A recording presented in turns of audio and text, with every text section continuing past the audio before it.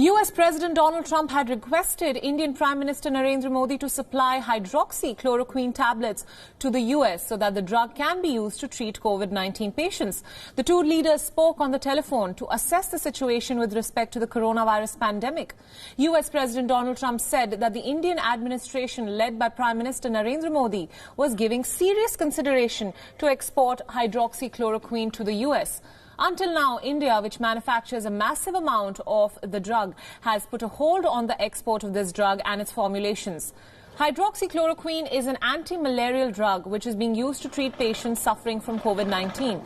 The Trump administration has asked for large quantities of this drug as the combination of it with some antiviral drugs was helpful in treating close to 1,500 COVID-19 patients in New York.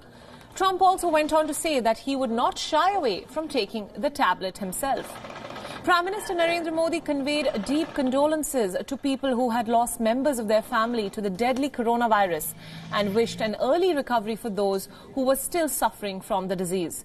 PM Modi also stressed on the special relationship between the US and India and reiterated India's solidarity with the US in fighting this pandemic.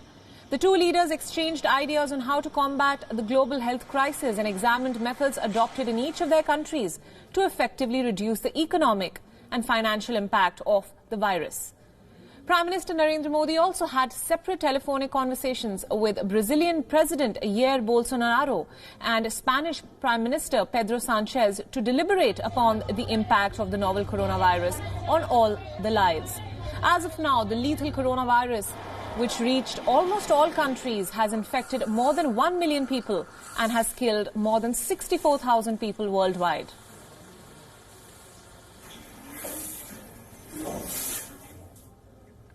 Let's bring you some updates from India. The country has witnessed a sharp surge in the number of positive coronavirus cases. According to the government's data, 75 people have now lost their lives and more than 3,113 people are now infected in India from coronavirus. More than 79,000 samples have been tested. As of yesterday, 11,182 samples were reported, out of which 324 were positive for coronavirus.